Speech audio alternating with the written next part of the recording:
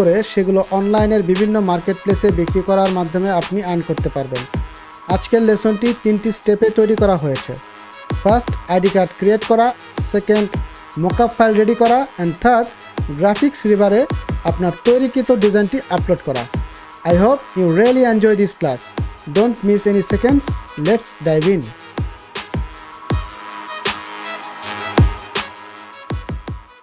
First একটি new documents নিতে হবে।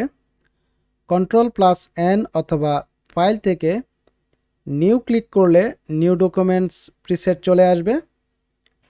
এখানে উইথ 2.13 এবং হাইট নিলাম 3.39। দেন সিলেক্ট করলাম ভার্টিক্যাল।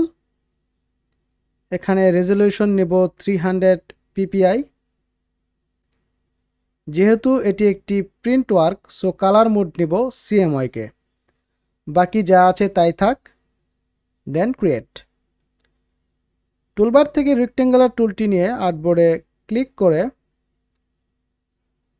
এর একটি প্রিসেট নিয়ে আসব।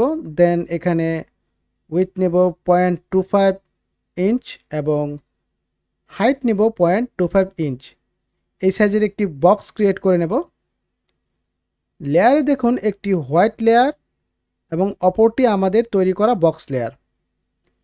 এখানে হোয়াইট লেয়ারটি আনলক করে নেই এবং মুভ টুল দিয়ে এভাবে ড্র্যাগ করে দুটিকে সিলেক্ট করে নেই। অপশন বার থেকে অ্যালাইন করলাম।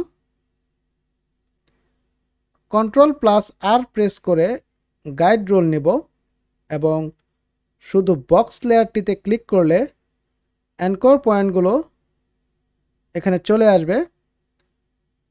এখন আমরা এর চারদিকে মার্জিন রোল নেব।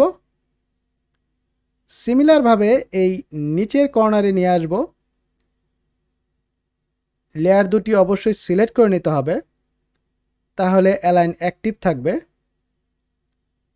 এখানেও মার্জিন নিয়ে নিব।